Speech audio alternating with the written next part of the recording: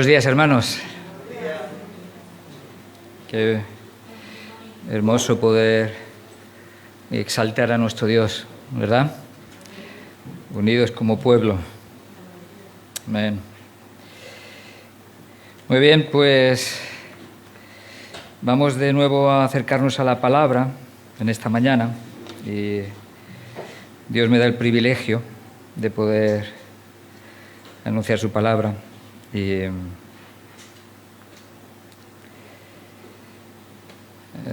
estaba orando que el Señor también siguiera usando su palabra y usando a este vaso de barro para que el Señor siga edificando nuestra fe, fortaleciendo nuestra fe y ayudándonos a seguir conociéndole y a seguir, evidentemente, creciendo en el proceso de fe y de conocimiento de nuestro Dios.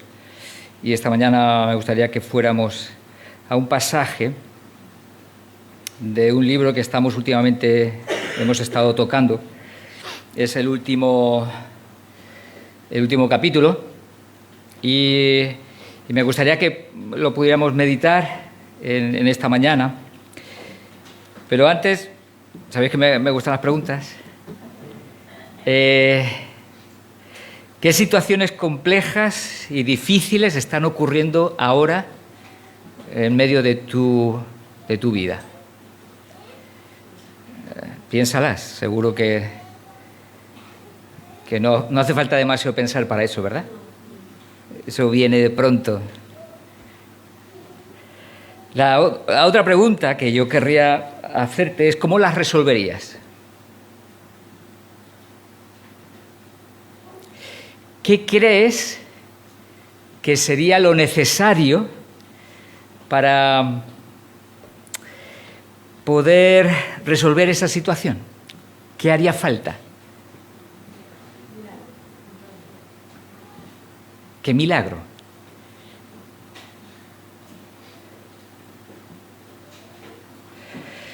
Me gustaría que abriéramos, como sabéis, hemos estado meditando en Habacuc.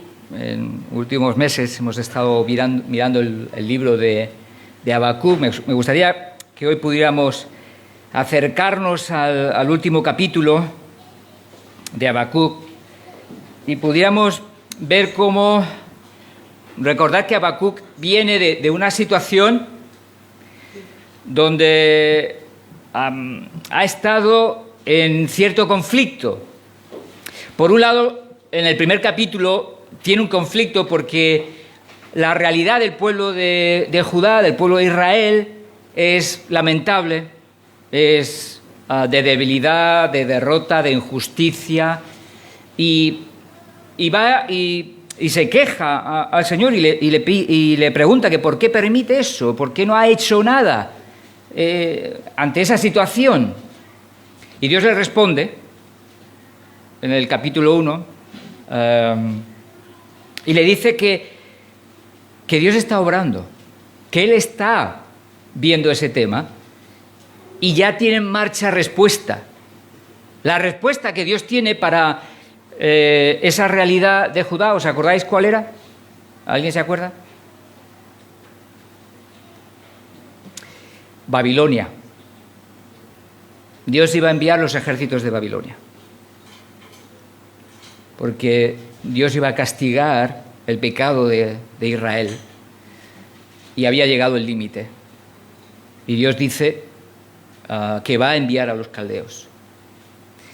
Y los caldeos serán esa expresión de juicio, de castigo de parte de Dios por la realidad de su pueblo.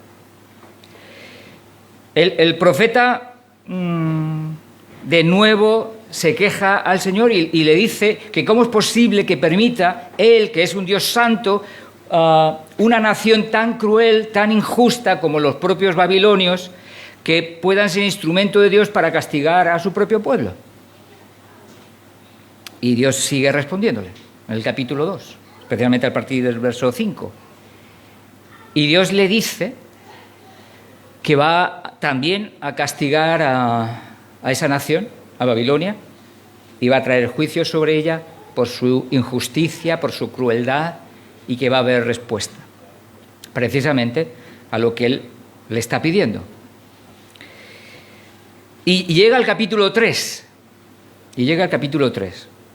Y hay como un cambio sorprendente y asombroso en Habacuc.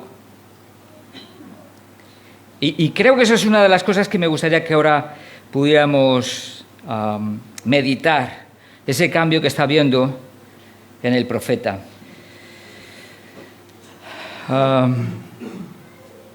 Hay partes enigmáticas de este pasaje, ¿verdad? Otras son muy conocidas, pero si vemos el pasaje, es una oración. Empieza Habacuc, dice oración del profeta Habacuc sobre Sigionot. Es una oración que además debe ser cantada. El propósito es que fuera un cántico para el pueblo de Dios, que cantaran luego en sus reuniones. Dice, y la idea del cántico viene precisamente de Sigionot. Por lo visto, los eruditos, estudiosos, no saben bien en concreto qué significa Sigionot, no está clara cuál es realmente su interpretación exacta, pero todos coinciden que tiene que ver con la música. Tiene que ver, o por un lado puede ser una manera de guiar a los músicos en sus instrumentos, cómo tienen que tocar, o tiene que ser una nota en la que tiene que dirigir a los cantores. O sea, la idea es que todo este pasaje tiene que ser un cántico, y que evidentemente donde va a haber el anuncio del juicio de Dios, sobre todo a partir del versículo 5 hasta el versículo 15, es un anuncio de la poderosa presencia de Dios en juicio y en liberación. Todo lo que en este pasaje, a partir del versículo 3, se narra, todo lo que está hablando en esos versículos del 3 al 15, lo que está haciendo es referencias a momentos de la intervención poderosa de Dios en medio de la humanidad, especialmente liberando a su pueblo y trayendo justicia también, porque lo que está recordando estos versículos, del 3 al 15, tiene que ver con Éxodo, juicio de Dios sobre Egipto y los soldados y ejércitos de Faraón, liberación del pueblo de Dios abriendo las aguas. Por eso hay pasajes en los que dice sobre la mole de las grandes aguas en el versículo 15, es una referencia al Éxodo. Todo el pasaje está de algún modo haciendo referencia a esa intervención poderosa, soberana de Dios en medio de la historia, y está recordando cómo Dios ha obrado en medio del propio pueblo de Israel. Y habla y recuerda también el momento del Sinaí, cuando Dios está dando el pacto y donde está dando su ley a su pueblo. Hay referencias también, precisamente, cuando hace referencia en el versículo...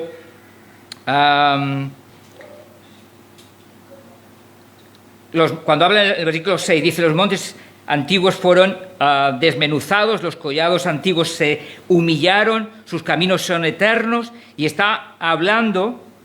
También en el versículo 3, se cubrió su gloria cubrió los cielos y la tierra se llenó de su alabanza, el resplandor fue como la luz, rayos brillantes salían en su mano y allí estaba escondido su poder, delante de su rostro había mortandad y sus pies salían carbones encendidos. Todas son imágenes que tienen que ver con la liberación y el juicio de Dios, tanto en el Éxodo como en el monte de Sinaí, también como en la liberación y en la entrada a la tierra de Canaán, la tierra prometida. Son imágenes que evidentemente lo que van recordando es precisamente esa intervención de Dios, poderosa, gloriosa, terrible también, de la presencia de Dios, pero que evidentemente está haciendo referencias a eso. Pero toda esa oración, que es un cántico, empieza con el versículo que vamos a ver, sobre todo en el versículo 2. Dice, oh Jehová, he oído tu palabra y temí. Oh Jehová, ayuda tu obra en medio de los tiempos. En medio de los tiempos hazla conocer. En la ira, acuérdate de la misericordia. Y lo que tenemos aquí es al profeta que ha experimentado, ¿sabéis qué? Un profundo cambio. Un profundo cambio. El El profeta lo que está revelando y mostrando es que ante la situación que de algún modo él ha estado viviendo y expresando en los capítulos 1 y 2, su actitud ahora, a la hora de acercarse a Dios, es diferente. Ha sido transformado. Ha habido un cambio en el corazón del profeta. Ya su actitud no es la que había antes. ¿Cuál era la actitud que había antes? Replicante. Replicaba todo lo que de algún modo o Dios le estaba diciendo o las situaciones que estaba viendo, y se acerca al Señor con sus quejas, replicándole, pero ¿por qué esto? ¿Por qué lo otro? Y esa era la actitud que ha estado teniendo en los capítulos 1 y 2, especialmente. Su corazón ha estado dominado por la queja. Su corazón no va a estar dominado por la queja en este capítulo, todo lo contrario. Ha habido una transformación. Ya empieza ahora a contemplar la obra de Dios, el plan de Dios, los propósitos de Dios, la intervención de Dios, aceptando esa intervención de Dios y reconociendo que Dios obra de manera santa y justa en todo lo que hace. Es lo que de algún modo va a resaltar de todo este pasaje. Cuando nos paramos a leerlo y a entender el significado de las cosas que está tratando de decir. Ha sido transformado. El profeta. Ha sido transformado la persona. Es la obra que estamos viendo en este pasaje. Oh Jehová, he oído tu palabra y temí. Quien ha sido transformado no han sido sus circunstancias, no han sido transformadas los propósitos y planes de Dios. Dios sigue con sus planes y sus propósitos. Quien ahora está siendo distinto no son las circunstancias, es el profeta. Y eso es lo que ha hecho Dios en las personas. Eso es lo que hace Dios hoy también en tu vida y en la mía. Él tiene una nueva actitud. Y eso es precisamente lo que creo que podemos aprender de esta lección, de todo este pasaje. Es una de las grandes lecciones que podemos aprender aquí.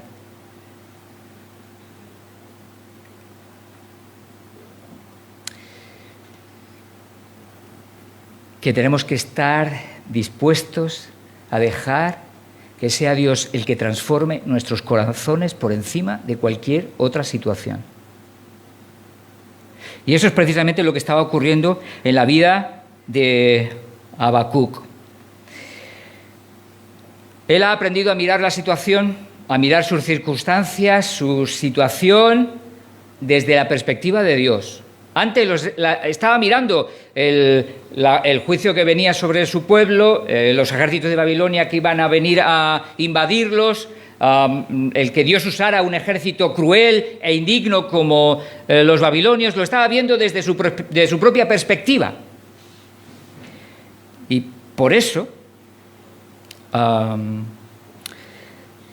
su réplica, sus quejas, su malestar. Pero ahora lo que está haciendo es aceptando que lo que Dios tiene preparado es lo mejor. Y eso yo creo que es parte de lo que nosotros también tenemos que aprender en la vida. Debemos aprender a mirar lo que nos ocurre desde la perspectiva divina también. Porque cuando aprendemos a mirar las situaciones que nos ocurren desde la perspectiva divina, entendemos que Dios está gobernando soberanamente sobre todo lo que ocurre. Y que Dios está permitiendo, siempre con un propósito, todo lo que ocurre en nuestras vidas. Eso es parte de lo que las Escrituras nos van enseñando, lo que encontramos en la palabra de Dios.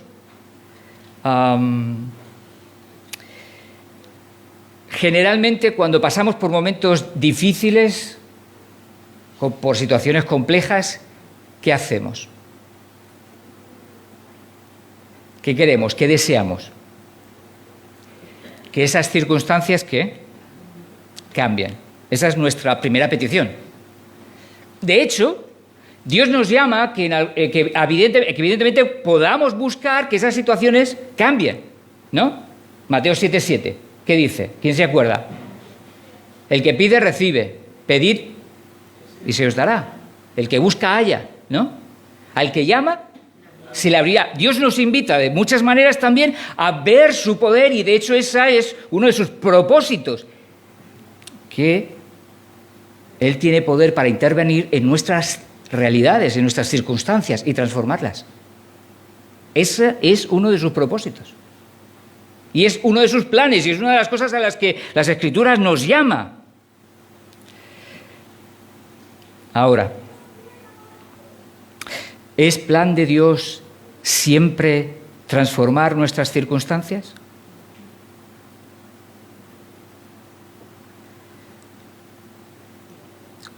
No. Como en este caso, en el de Habacuc.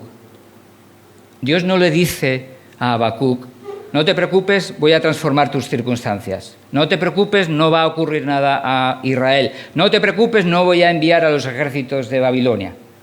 No, Dios no ha dicho nada de eso. Pero Habacuc es distinto. Hay un cambio en su corazón. Hay un cambio en él, por el cual dice: oh Jehová, he oído tu palabra y temí. Su actitud es distinta, es diferente a la del Habacuc de capítulo 1 y capítulo 2. Porque eso es lo que muchas veces Dios quiere hacer en tu vida y en la mía, en tus circunstancias y en las mías. En esas circunstancias que hace un momento os preguntaba, ¿qué situaciones hay en vuestras vidas que os duelen, que estáis sufriendo, estáis viviendo? Y os preguntaba, ¿cómo las resolveríais? Bueno, a veces Dios las resuelve quitándolas. A veces sí lo hace. Y gracias a Dios por eso. Pero no lo hace siempre así. Dios ha determinado que hay situaciones en nuestras vidas que las va a dejar ahí para seguir cumpliendo sus propósitos y su obra en nuestras vidas. Porque uno de los planes que Dios quiere y tiene con nuestras vidas es transformarnos. Uno de sus propósitos mayores en la vida es precisamente hacer lo que Romanos 8 nos dice. ¿Os acordáis que nos dice Romanos 8? Que a los que aman a Dios, todas las cosas les ayudan a bien. Ahí entran las buenas y las malas. Pero siempre lo hace con un propósito. Y nos acordamos del versículo 28, pero tenemos que seguir leyendo el versículo 29 de Romanos 8. Y el versículo 29 dice: porque a los que antes conoció también los predestinó para que fuesen hechos conforme a la imagen de su Hijo. Y el versículo 28 conecta con el 29 y le da sentido y propósito a esas situaciones por las cuales Dios permite que vivamos, para seguir transformándonos y hacernos cada día más parecidos a la imagen de nuestro Señor. Ese es el plan de Dios, transformarnos.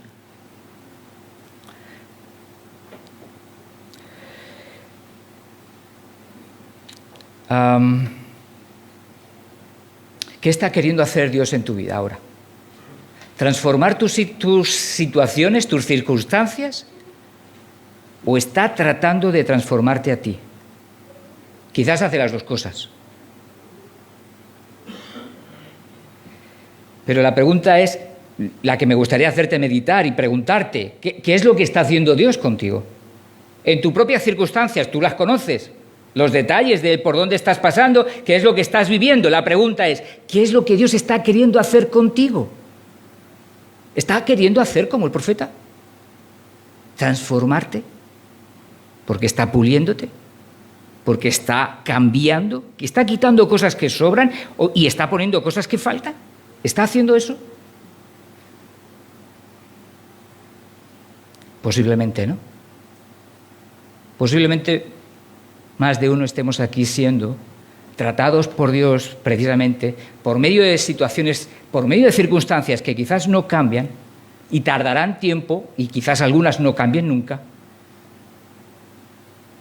Pero en medio de esas situaciones el Señor está tratando con nuestros corazones, para que nuestros corazones se llenen de gozo en el Señor, como vemos al final del capítulo, de alabanza a nuestro Rey, a nuestro Señor, de confianza y dependencia en el Altísimo.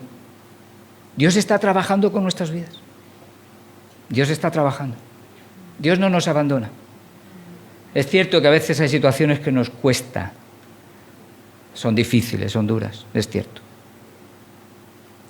Pero por eso el Señor ha dicho, yo estaré con vosotros todos los días hasta el fin del mundo. Su presencia está a nuestro lado para poder encontrar la fuerza que en nosotros no tenemos. Hoy tenemos una tentación y se nos a veces plantean tentaciones.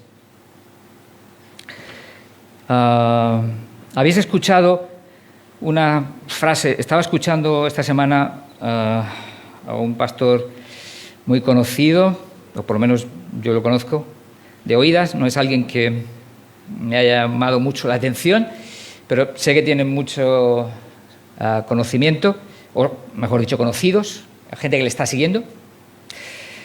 Él decía, lo que dices, recibes. Esta es una tentación.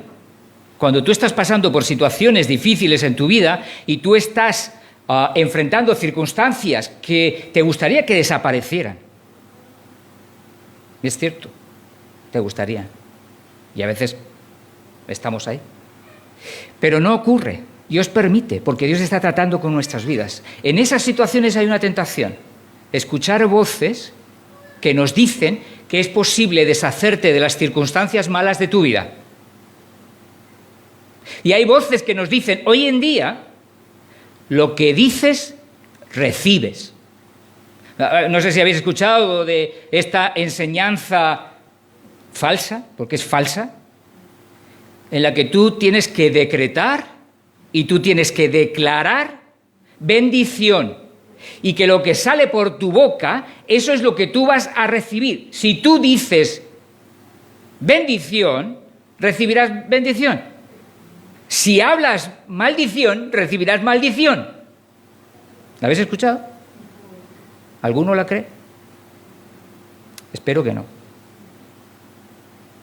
Porque es una falsa enseñanza y además muy sutil, que utiliza y se aprovecha a veces de personas que están sufriendo y que en medio de esas situaciones de dolor y de sufrimiento les prometen que pueden librarse de aquellas cosas que Dios permite. Y no es cierto. Dice, este pastor hacía referencia a Génesis 1, decía, mira, el Señor creó y con su palabra hizo la luz, con su palabra hizo la hierba, con su palabra creó los animales, con su palabra creó los peces, por su palabra fue creado. ¿Y sabéis qué decía? Ese mismo poder está en nosotros. El poder de Dios está en mí, que yo soy como Dios. Eso es herejía. Eso es herejía.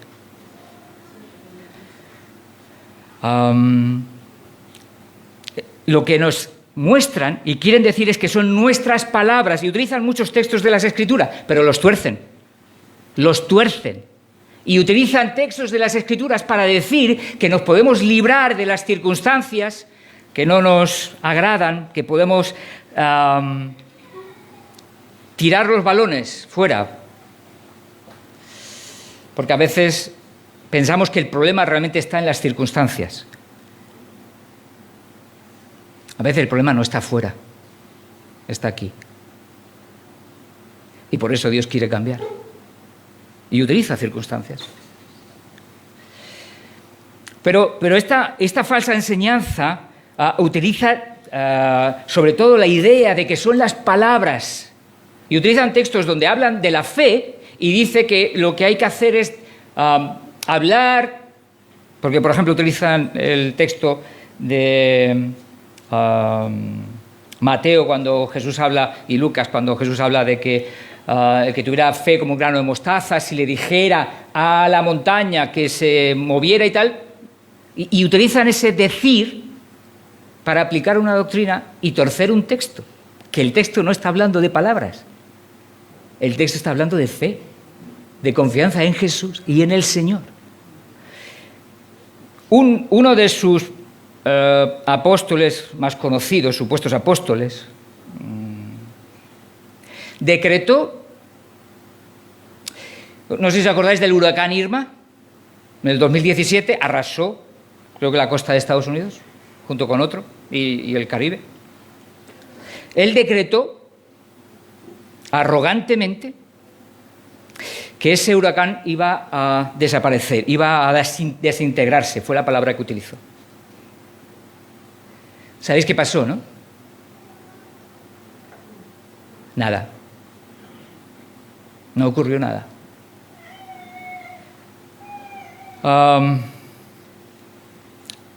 Se nos están diciendo hoy, y hay muchas voces donde nos están tratando de engañar. Hermanos, tenemos que conocer las Escrituras y profundizar en las Escrituras para no ser desviados. Yo tengo una pregunta contra esa filosofía. No voy a meterme mucho con este tema, pero yo tengo una pregunta. Job sufrió porque no declaró suficiente, ¿a que sí? Pablo sufrió latigazos, cárceles, naufragios, hambre, desnudez, porque es que no declaró ni decretó como tenía que haberlo hecho. No conocían el secreto espiritual de las alturas. ¿A que no? ¿A que fue ese el problema de Pablo? No fue su problema. Fue que estaban dependiendo de un Dios soberano que gobierna sobre todo y que a veces permite situaciones en nuestras vidas para que Job pudiera al final decir: de antes mis oídos de oídas te habían oído, mas ahora, después de pasar por toda la tribulación, mis ojos te ven.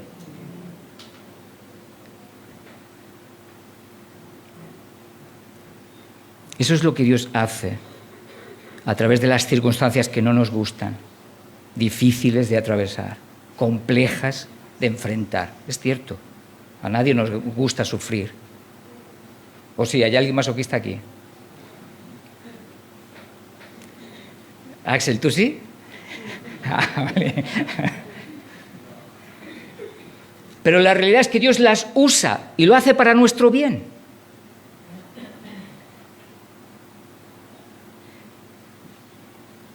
Y Dios nos sigue amando aun cuando hay situaciones en las que Dios permite que pasemos por ahí.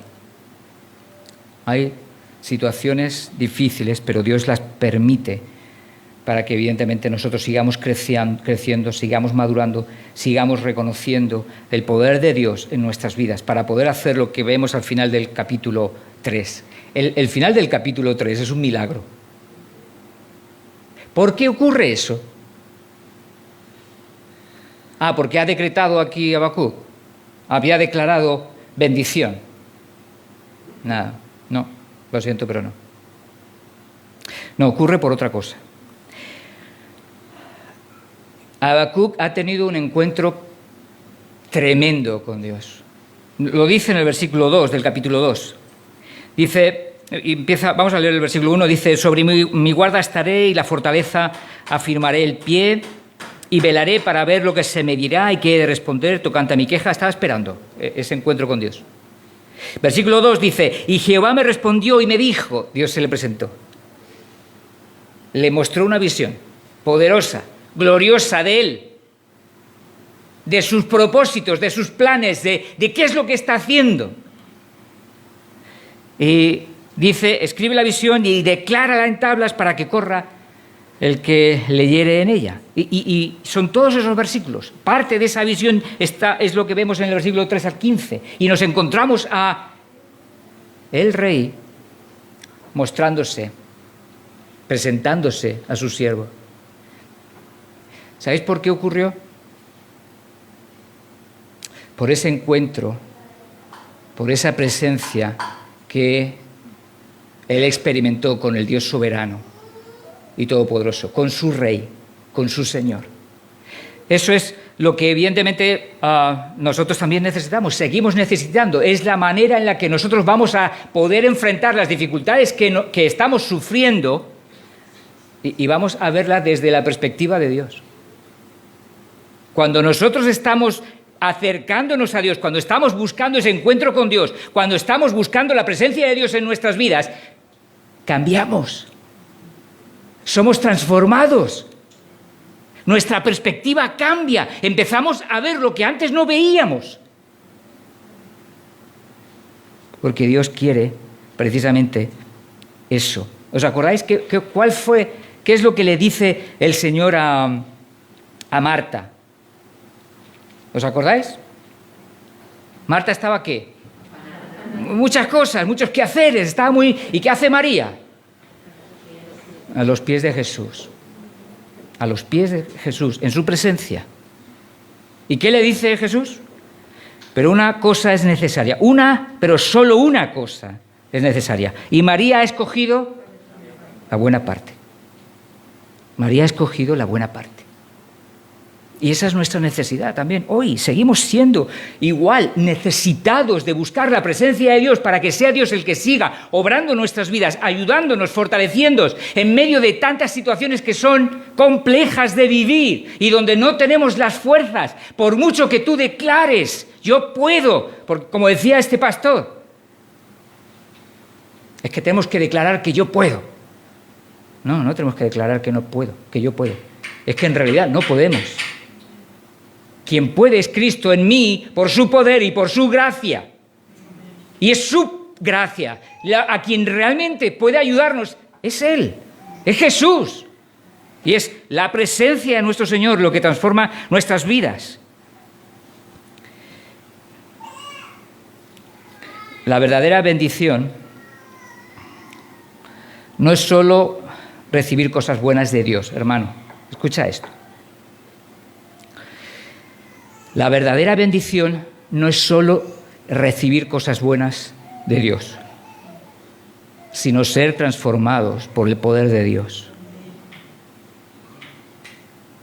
Ser transformados por el poder de Dios. Gloria a Dios por todas las cosas buenas que trae a nuestras vidas, como cantábamos hace un momento, ¿verdad? Jehová Jireh, gloria a Dios. Jehová Nisi, gloria a Dios. Jehová Shalom, gloria a Dios. Gloria a Dios por todo lo bueno que trae a nuestras vidas, por las provisiones. Gracias por las sanidades, porque Dios sana, ¿eh? Dios sigue sanando hoy. Dios no ha cambiado, sigue siendo el mismo. Pero cuando no lo hace, también dale la gloria a Dios. Y Él tiene un propósito con tu vida y con la mía, en medio de esa situación. En medio de esa situación, Él está buscando glorificarse y seguir obrando en tu corazón y en el mío. El Señor le había dicho a Pablo, en 2 Corintios 12, una cosa, ¿os acordáis?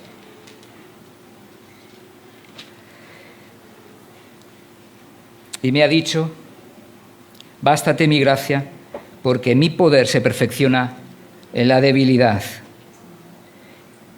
¿Cuándo le estaba diciendo el Señor a Pablo esto? ¿Cuando Pablo ha estado qué?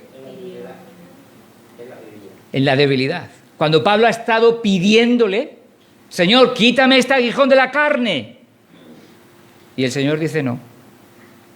El Señor dice no. Y es ahí, en medio de esa debilidad, en medio de su propia debilidad, donde Dios se ha hecho fuerte, donde Dios se ha hecho poderoso, donde Dios le ha fortalecido y donde Dios se ha manifestado su vida, en medio del dolor. Y vemos muchos momentos de eso en la vida de Pablo. ¿Quién se acuerda de uno? Seguro uno muy conocido. La isla de Malta. En Malta, cuando estaban a través del naufragio, ¿no? ¿Qué pasó en Filipos? Estaba en la cárcel, ¿no? habiendo sido azotado, estando en la cárcel, en la celda de más al fondo. ¿Y qué hace Pablo y Silas? Y oraban al Señor. ¿Eso qué es? Poder de Dios, presencia de Dios en nuestras vidas. Es eso. No son las circunstancias. Nos quieren a veces confundir que tenemos poder para cambiar nuestras circunstancias. No los creas, no es cierto. Quien tiene poder para cambiar las circunstancias es Dios. Y Dios lo hace a veces, y gloria a Dios. Otras veces no lo hace, y gloria a Dios, porque tiene otros propósitos. Y eso es lo que a veces experimentamos. Y eso es lo que estábamos viendo en este hombre de Dios, que Dios estaba trabajando con su vida, lo estaba transformando. Ya no quería cambiar las circunstancias como era lo que estaba esperando antes en el capítulo 1 y 2. Ahora en el capítulo 3 está aceptando las circunstancias, los propósitos de Dios, las situaciones reales que no le gustaban, pero entendía a la luz de Dios, de la perspectiva de Dios, las entiende y las acepta. Y en medio de esa situación, Dios está tratando con su corazón y está transformándolo. ¿Y qué es lo que va a pedir ahora? Si leemos la siguiente línea de la que hemos estado viendo en el versículo 2, va y dice: oh Jehová, aviva tu obra en medio de los tiempos. En medio de los tiempos, hazla conocer. ¿De qué está hablando? Bueno, esa obra tiene que ver tanto con los propósitos de Dios, con la obra que Dios va a hacer a través de Israel, a través de Babilonia, con todos sus planes y propósitos, pero evidentemente también una parte especial que está aquí pensando Habacuc, que es en su pueblo, en Israel. ¿Y qué es lo que está pidiéndole al Señor? Señor, cambia las circunstancias, deja de que Israel ya sea injusto, no envíes a los ejércitos. ¿Le está pidiendo eso? No pide por el cambio de las circunstancias, pide por el corazón de su pueblo, que Dios lo avive, que Dios lo encienda, que Dios lo llene de pasión, de fe, de confianza, de dependencia en Dios. Eso es lo que está pidiendo. El avivamiento es eso. Una obra especial en el corazón de su pueblo.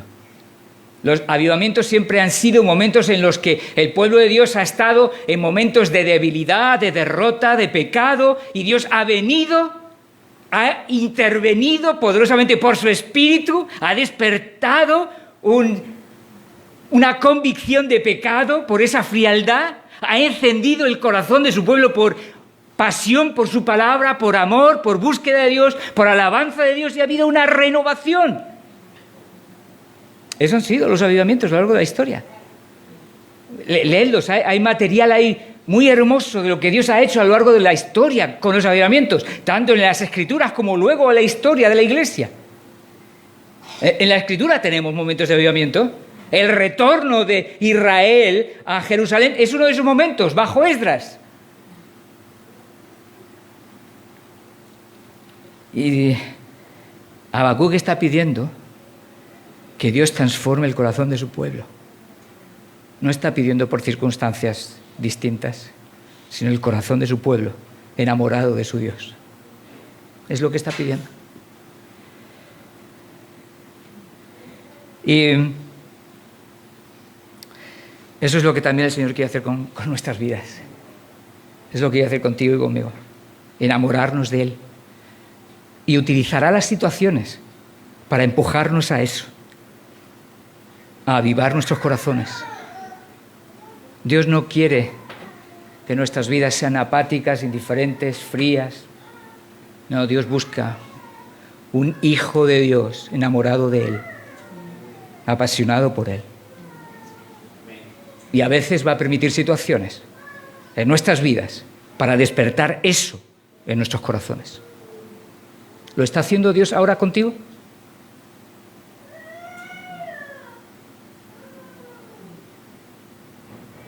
¿Dios está utilizando situaciones difíciles en tu vida?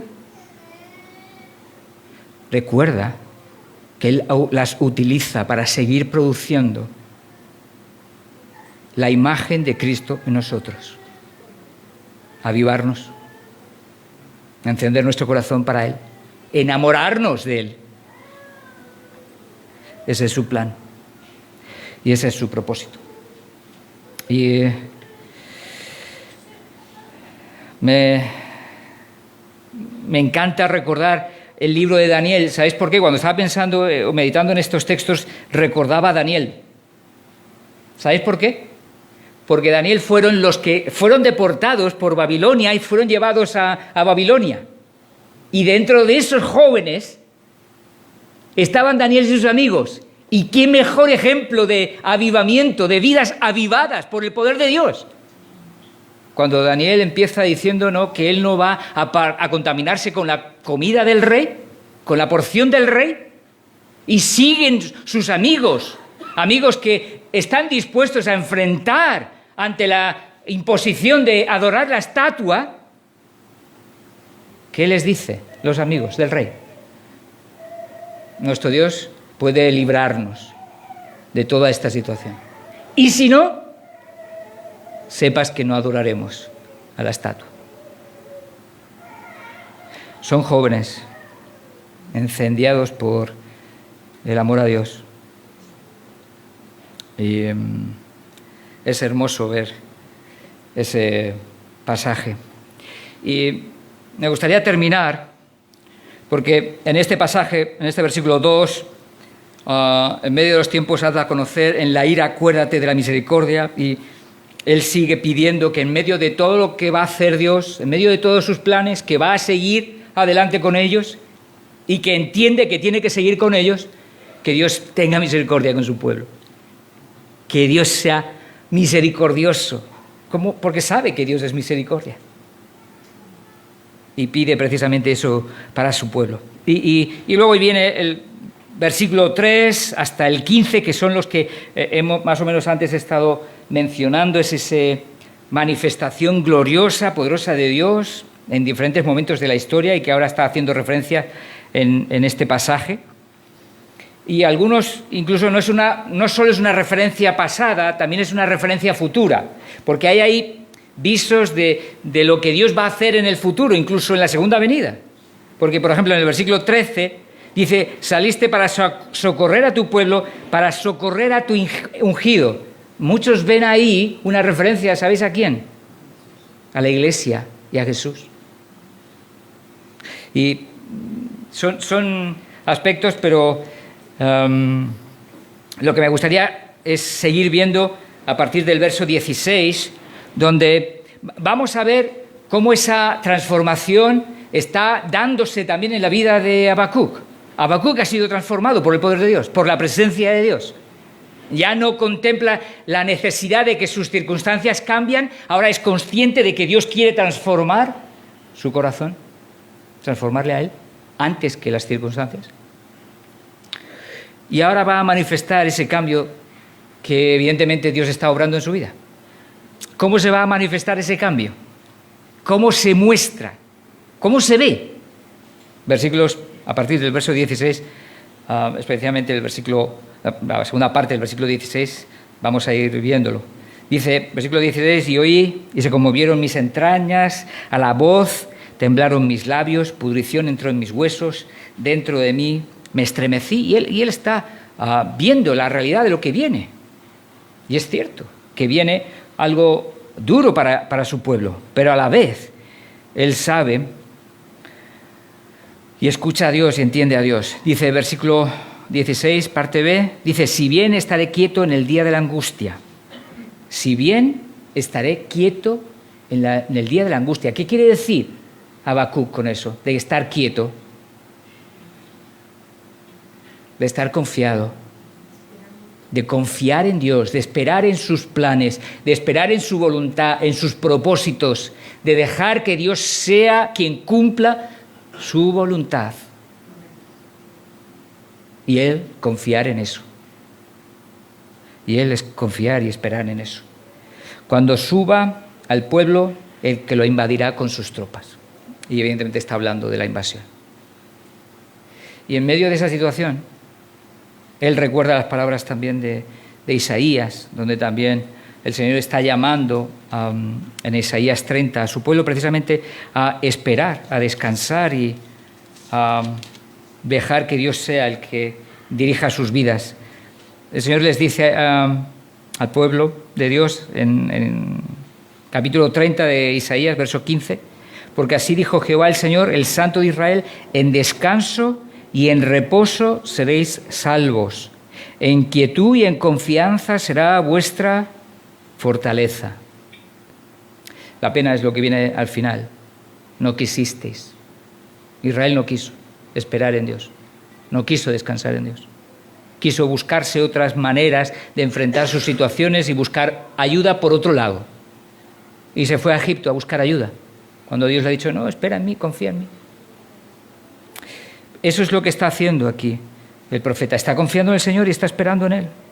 Y está entendiendo los planes y propósitos de Dios. Y viene a decir el precioso cántico, que de hecho hay una canción también. ¿Os acordáis de esta canción, no?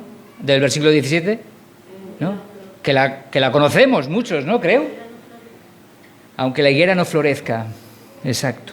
Y dice Habacuc, este precioso canto también, dice, aunque la higuera no florezca, ni en las vides haya frutos, aunque falte el producto del olivo, y los labrados no den mantenimiento, y las ovejas sean quitadas de la majada, y no haya vacas en los corrales. ¿De qué está hablando? De desastre económico. Porque aquella era una sociedad que agrícola. Dependían de sus cultivos y de sus ganados. Y sus cultivos y sus ganados van a desaparecer, arrasados por los ejércitos babilonios. ¿Y cuál es el compromiso, cuál es el propósito de Habacuc? Que cuando lleguen esos momentos a su vida, su gozo no va a depender de sus circunstancias. Su alegría no va a depender de que todas las cosas le vayan bien. Su fortaleza no va a estar fundada en que no tiene problemas, en que la vida le trata bien. No. Ese es el cambio que está ocurriendo en Habacuc. Él es consciente de todo lo que viene, Dios le ha revelado eso, pero en medio de esa revelación, Dios ha fortalecido su alma y su vida para decir lo que viene a continuación. Y que a pesar de todas esas necesidades y todas esas realidades, todo ese sufrimiento, a pesar de todo eso, su esperanza seguirá siendo depositada en sus circunstancias, en Dios. Con todo, a pesar de todo, yo me alegraré en Jehová y me gozaré en el Dios de mi salvación. Su gozo, su esperanza, no eran que todo le fuera bien, sino la presencia de Dios en su vida, fortaleciéndole, ayudándole a enfrentar las dificultades de la vida, ayudándole a soportar, encontrando consuelo en medio del dolor, encontrando la esperanza que no puede encontrar en este mundo. Él había determinado su corazón y eso es lo que el Señor había transformado de su vida. Una disposición clara para buscar a Dios, su rostro, y glorificar a Dios. Con todo yo me gozaré, con todo yo me alegraré en Jehová y me gozaré en el Dios de mi salvación. Muchos textos encontramos en las Escrituras que nos hablan precisamente de seguir confiando en Dios a pesar de las dificultades. Salmo 34:1. Bendeciré a Jehová cuando me vaya bien. En todo tiempo. Malo y bueno. Bendeciré a Jehová en todo tiempo. Su alabanza estará cuando me vaya bien en mi boca. No. Mi alabanza o su alabanza estará de continuo en mi boca. En Jehová se gloriará mi alma, y lo oirán los mansos, los que creen, los que confían en Dios. ¿Y qué pasa? Se alegrarán. Cuando tú alabas al Señor, aquel que está a tu lado y cree, es bendecido. Cuando tu boca está callada y no das gracias y no alabas al Señor, el otro que está a tu lado pierde la oportunidad de ser bendecido por ti. Cantar, no estamos aquí para lucirnos. No estamos aquí para demostrar que sabemos cantar muy, muy bien. Si no, yo estaría fuera porque...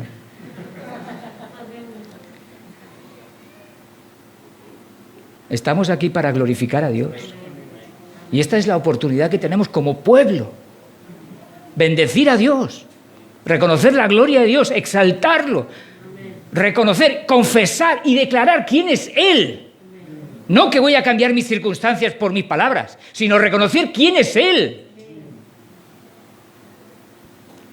Y ahí somos bendecidos. Somos bendecidos. Filipenses, la semana pasada estábamos leyéndolo, ¿os acordáis? Filipenses 4:11, lo que nos estaba diciendo el Señor. Pablo había aprendido una cosa. ¿Cuál? No lo digo porque tenga escasez, pues he aprendido a contentarme cuando las cosas me van bien. No, cuando las cosas me van bien, no. Cualquiera que sea mi situación. Y encontramos muchos textos donde integran el gozo en medio de la aflicción. Y eso nos suena a chino. Pero es que lo encontramos en las Escrituras miles de veces. O sea, entendedme que estoy en Andalucía, por eso es un poco exagerado. Pero hay muchas veces en las Escrituras donde aparece la verdad de que en medio del sufrimiento el creyente, por la fe, puede encontrar gozo, satisfacción. Santiago, un texto que nos cuesta posiblemente entenderlo a muchos. Hermanos míos, tened por sumo gozo, ¿cuándo? Cuando os halléis en diversas pruebas. ¿Por sumo gozo en medio de las pruebas? Bueno, eso es para otro, para mí no.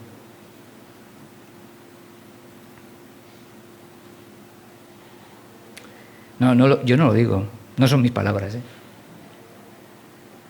Es Dios quien lo dice. Y te lo dice a ti y me lo dice a mí. Esto no es para otro, es para ti y es para mí. Pero sí es cierto, solo en la medida que busquemos al Señor experimentaremos eso. Porque la fortaleza no está en nosotros, en nuestra habilidad, en lo listo que seamos, en lo fuertes y capaces que seamos, en nuestra concentración mental y hagamos el... No. Dependerá de encontrar y buscar la presencia de Dios que fortalece nuestra fe. Y si vamos a Primera de Pedro encontramos la misma idea, con otras palabras. Verso 6 al 9, dice... En lo cual vosotros os alegráis, la salvación, dice, aunque ahora por un poco de tiempo, si es necesario, tengáis que ser afligidos en diversas pruebas. Afligidos en diversas pruebas. ¿Para qué? Sometida a prueba vuestra fe, mucho más preciosa que el oro, el cual, aunque perecedero, se prueba con fuego, sea hallada en alabanza, gloria y honra cuando sea manifestado Jesucristo, a quien amáis sin haberle visto, en quien creyendo, aunque ahora no lo veáis, os alegráis. Gozo en medio de la aflicción, en medio de las pruebas. Alegría, satisfacción en medio de la dificultad. Quien no tiene al Señor en su corazón, esto es estratosférico. No lo entiende. Es lógico. Porque solo por el Espíritu Santo podemos entender su palabra. Y entender que es cierto, que es verdad. Si vamos a 1 de Pedro 4, 12, 13 de nuevo. Dice, amados, no os sorprendáis del fuego de prueba que os ha sobrevenido, como si alguna cosa extraña os aconteciese. O sea, en medio de la prueba de fuego que viene a vuestras vidas, les dice, versículo 13, sino que No os sorprendáis, sino gozaos. En medio de la prueba, de nuevo, otra vez sí. Por el poder del Espíritu Santo. Es posible. Es real. Es cierto. Es verdadero. Dios lo dice. No hace falta declarar ni decretar nada. Lo que hace falta es confiar y buscar al Señor. Y descansar en Él. Refugiarse en Él. Buscar el refugio, el socorro de parte de nuestro Dios. Una fe sólida, confiada, dependiente de Dios, es capaz de soportar las duras pruebas de la vida y en medio de ello gozar, encontrar satisfacción, encontrar la alegría que solo puede Dios traer a nuestras vidas. Eso es lo que el Señor quiere seguir haciendo en cada uno de nosotros, en ti y en mí, hermano. Pregúntate si lo que Dios quiere es transformar tus circunstancias. Pregúntatelo. O si lo que Dios quiere hacer es darte ese gozo en medio de tus circunstancias.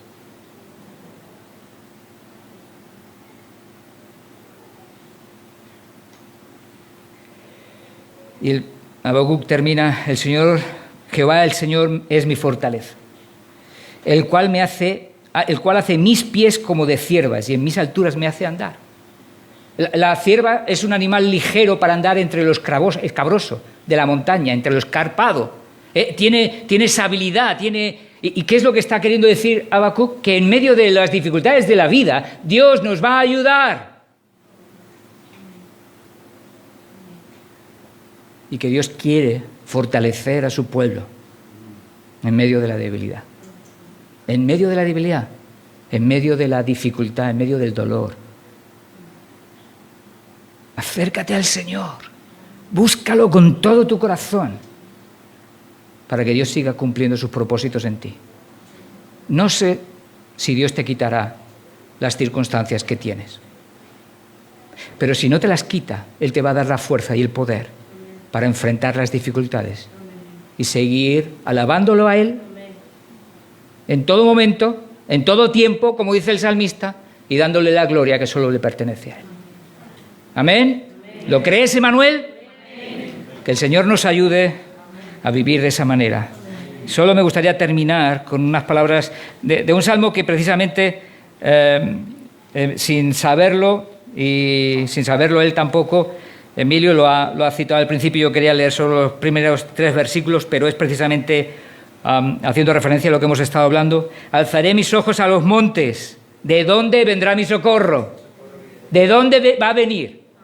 ¿De las filosofías humanas? ¿De mi habilidad de declarar? No, de Cristo. Cristo es el que tiene el poder. Mi socorro viene de Jehová, que hizo los cielos y la tierra. No dará tu pie al resbaladero, para que no te caigas. Ni se dormirá el que te guarda. Ni se dormirá el que te guarda. He aquí, no se adormecerá ni dormirá el que guarda a Israel, el que guarda a Emanuel, el que guarda tu vida. Amén. Señor, queremos darte gracias porque nuestra esperanza no está en que las cosas ocurran como nos gustaría, sino que nuestra esperanza está en quién eres tú, en tu palabra, en tus verdades, en quién eres tú, Señor, el Todopoderoso, Jehová Jireh. Tú eres Jehová Shalom, el que trae paz en medio del conflicto. Tú eres, Señor, el que bendice nuestras almas. Tú eres el Todopoderoso que fortalece nuestras vidas. Tú eres el que nos ayuda a ver lo que no vemos, a entender lo que no llegamos a entender. Señor, gracias por tu presencia en nuestras vidas. Señor, ayuda a cada uno de mis hermanos. Señor, ayuda a tu pueblo en medio de cada una de nuestras circunstancias. Tú conoces la de cada uno. Pero, Señor, te ruego que en medio de cada una de esas circunstancias, todos como pueblo te miremos a ti, te busquemos, pasemos tiempo contigo, busquemos, Señor, que tú seas quien fortalezca nuestra alma, quien nos ayudes, quien nos transformes. Y en tu soberana voluntad, si tú quieres, transformes nuestras circunstancias en tu tiempo. Señor, ayúdanos. Ayúdanos, porque lo que realmente necesitamos es a ti. Eres tú. Tú eres nuestro socorro. ¿De dónde va a venir, Señor? No puede venir de otro sitio más que de ti, de nuestro Dios, de nuestro Rey, de nuestro Señor. Señor, obra tú. Ayuda a cada uno de mis hermanos. Fortalécelos en medio de cada una de sus circunstancias. Ayúdales a mirarte, a verte en medio de sus circunstancias, a descansar, a encontrar ese gozo que viene por tu presencia, por la obra de tu Espíritu Santo en nuestras vidas. Señor, obra tú en medio de tu iglesia. Fortalécenos y ayúdanos a vivir a tu manera. Ayúdanos a vivir a tu manera. Y llévate la gloria, Señor. Llévate la gloria porque es tuya, no le pertenece a nadie más. Señor, sigue obrando en medio de tu iglesia, en medio de Manuel. Pedimos tu ayuda porque la necesitamos, Señor. La necesitamos. Gracias, Señor. En el nombre de Jesús. Amén, Señor.